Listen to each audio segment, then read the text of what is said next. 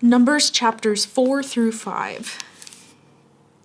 Then the Lord said to Moses and Aaron, "Record the names of the members of the clans and families of the Kohathite division of the tribe of Levi.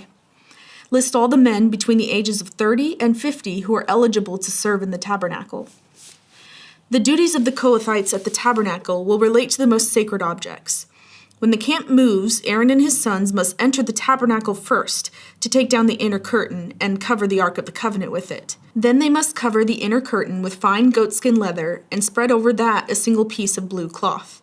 Finally, they must put the carrying poles of the Ark in place. Next, they must spread a blue cloth over the table where the bread of the presence is displayed, and on the cloth they will place the bowls, ladles, jars, pitchers, and the special bread. They must spread a scarlet cloth over all of this, and finally a covering of fine goatskin leather on top of the scarlet cloth. Then they must insert the carrying poles into the table. Next, they must cover the lampstand with a blue cloth, along with its lamps, lamp snuffers, trays, and special jars of olive oil. Then they must cover the lampstand and its accessories with fine goatskin leather and place the bundle on a carrying frame. Next, they must spread a blue cloth over the gold incense altar and cover this cloth with fine goatskin leather. Then they must attach the carrying poles to the altar. They must take all the remaining furnishings of the sanctuary and wrap them in a blue cloth, cover them with fine goatskin leather, and place them on the carrying frame. They must remove the ashes from the altar for sacrifices and cover the altar with a purple cloth. All the altar utensils, the fire pans, meat forks, shovels, basins, and all the containers, must be placed on the cloth, and a covering of fine goatskin leather must be spread over them. Finally, they must put the carrying poles in place. The camp will be ready to move when Aaron and his sons have finished covering the sanctuary and all the sacred articles. The Kohathites will come and carry these things to the next destination. But they must not touch the sacred objects, or they will die. So these are the things from the tabernacle that the Kohathites must carry.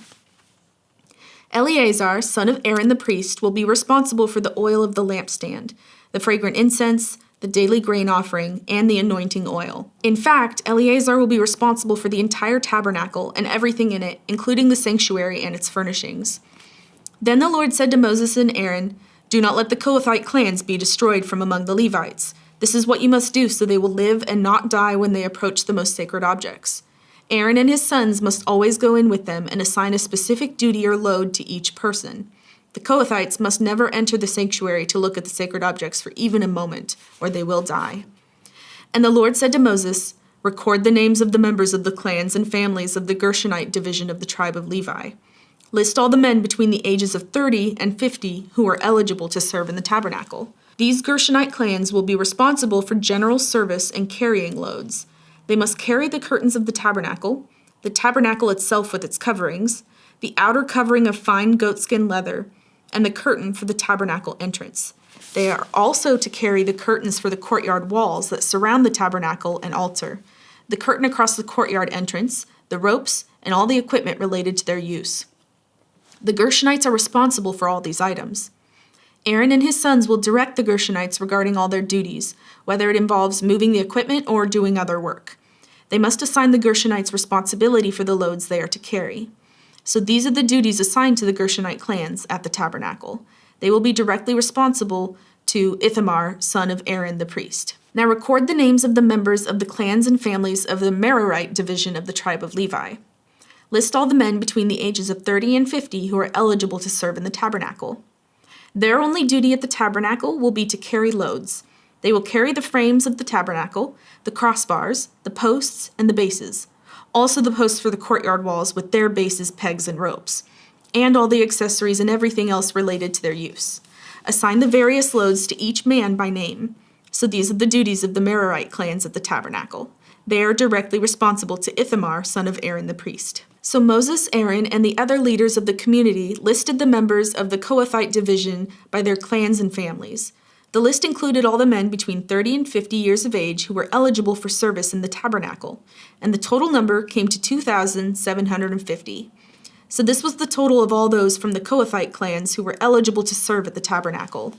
Moses and Aaron listed them, just as the Lord had commanded through Moses. The Gershonite division was also listed by its clans and families. The list included all the men between 30 and 50 years of age who were eligible for service in the tabernacle, and the total number came to 2,630. So this was the total of all those from the Gershonite clans who were eligible to serve at the tabernacle. Moses and Aaron listed them just as the Lord had commanded.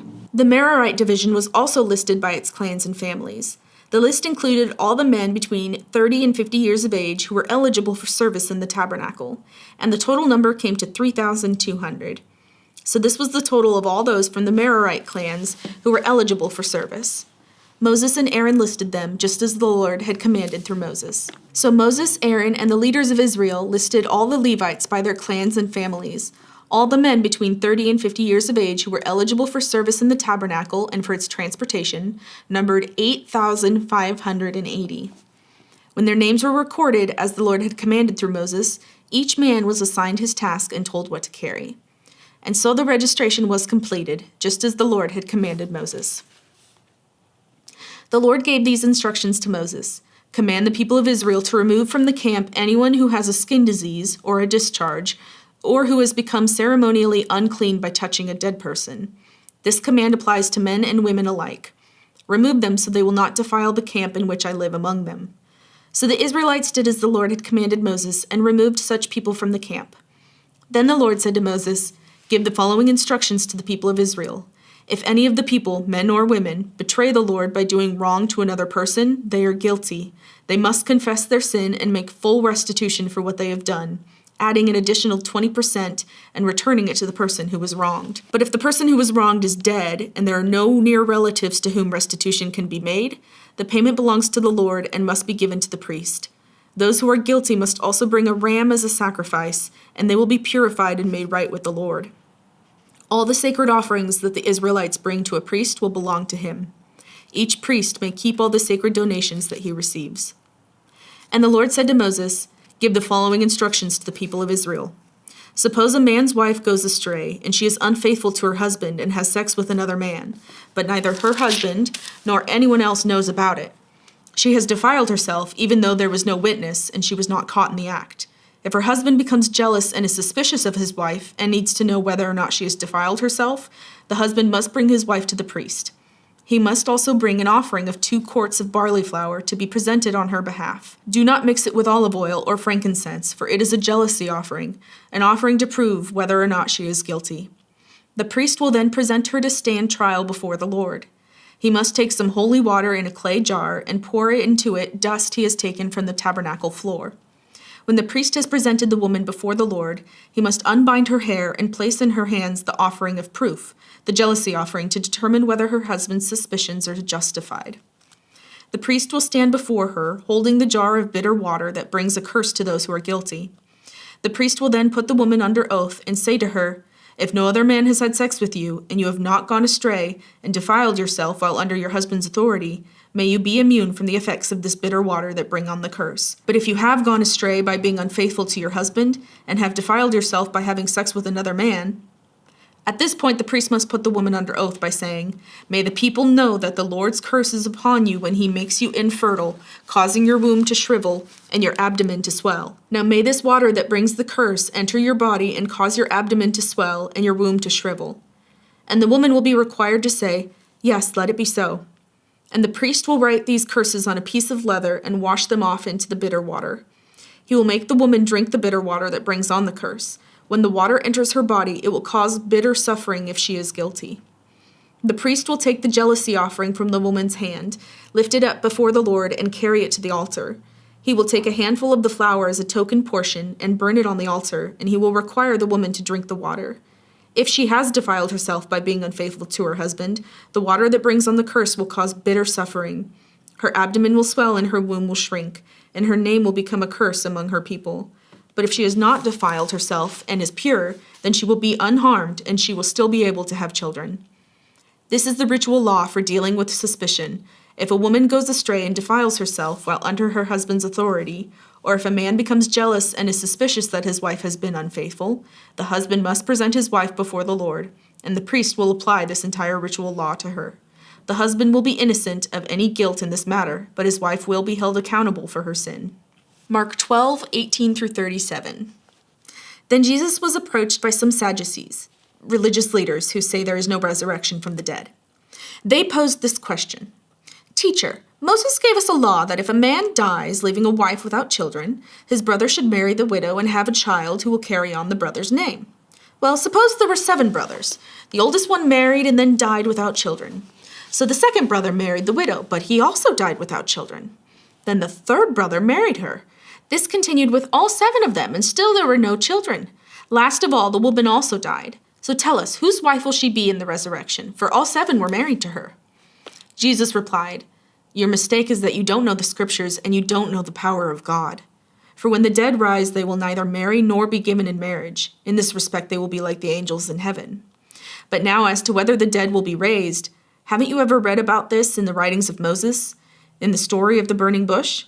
Long after Abraham, Isaac, and Jacob had died, God said to Moses, I am the God of Abraham, the God of Isaac, and the God of Jacob.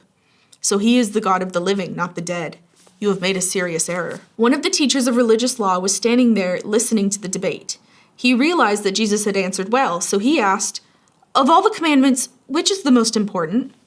Jesus replied, The most important commandment is this, Listen, O Israel, the Lord our God is the one and only Lord. And you must love the Lord your God with all your heart, all your soul, all your mind, and all your strength. The second is equally important. Love your neighbor as yourself. No other commandment is greater than these. The teacher of religious law replied, Well said, teacher. You have spoken the truth by saying there is only one God and no other. And I know it is important to love him with all my heart and all my understanding and all my strength, and to love my neighbor as myself. This is more important than to offer all of the burnt offerings and sacrifices required in the law. Realizing how much the man understood, Jesus said to him, You are not far from the kingdom of God. And after that, no one dared to ask him any more questions. Later, as Jesus was teaching the people in the temple, he asked, Why do the teachers of religious law claim that the Messiah is the son of David? For David himself, speaking under the inspiration of the Holy Spirit, said, The Lord said to my Lord, Sit in the place of honor at my right hand, until I humble your enemies beneath your feet. Since David himself called the Messiah my Lord, how can the Messiah be his son? The large crowd listened to him with great delight. Psalm chapter 48. How great is the Lord! How deserving of praise! In the city of our God, which sits on his holy mountain. It is high and magnificent. The whole earth rejoices to see it. Mount Zion, the holy mountain, is the city of the great King. God himself is in Jerusalem's towers, revealing himself as its defender. The kings of the earth joined forces and advanced against the city. But when they saw it, they were stunned. They were terrified and ran away. They were gripped with terror and writhed in pain like a woman in labor. You destroyed them like the mighty ships of Tarshish, shattered by a powerful east wind. We have heard of the city's glory, but now we have seen it ourselves, the city of the Lord of heaven's armies. It is the city of our God. He will make it safe forever. Oh God, we meditate on your unfailing love as we worship in your temple. As your name deserves, O God, you will be praised to the ends of the earth. Your strong right hand is filled with victory. Let the people on Mount Zion rejoice. Let all the towns of Judah be glad because of your justice. Go, inspect the city of Jerusalem. Walk around and count the many towers. Take note of the fortified walls and tour all the citadels, that you may describe them to future generations. For that is what God is like. He is our God forever and ever, and he will guide us until we die. Proverbs 10:26. Lazy people irritate their employers, like vinegar to the teeth or smoke in the eyes.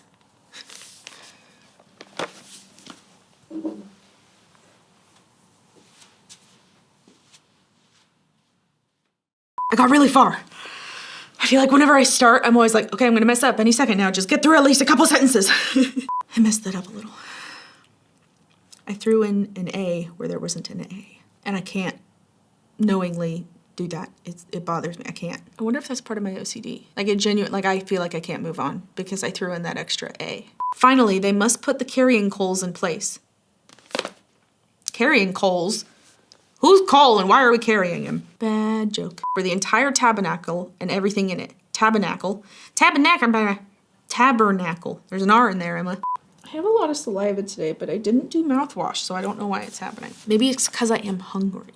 Now may this water bring that... No! Is there a way that women can do the same thing for men? How do we hold them accountable? Suppose there were 7 brothers. Sorry, 7 brides for 7 brothers. Was that worth it, Emma? Yes. And still there was no children. There were no children. That wasn't even proper English, Emma. But now, as to whether the dead will be raised, haven't you ever read about this in the writings? I messed that up and I tried to pretend it wasn't. This continued with all 7 of them, and still there was no children. Oh my gosh, I almost said was again. Lord, help me. I keep messing up. Sorry, excuse me. I'm sorry. I could have held that back. I could have resisted. I could have had some self-control. Pride, self-control, and taming the tongue. Those are like my 3 biggest difficulties. Let the people of Mount Zion rejoice. Did I say fortified or fortified? Fortified. I had to have said fortified. I would have noticed if I didn't say fortified.